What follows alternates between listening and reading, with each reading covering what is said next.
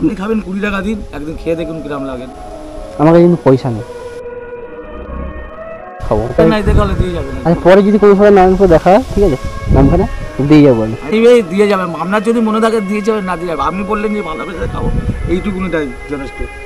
কাঁচা লঙ্কা খাবেন না শুকনো লঙ্কা? এই ভাজা লঙ্কা খাবেন।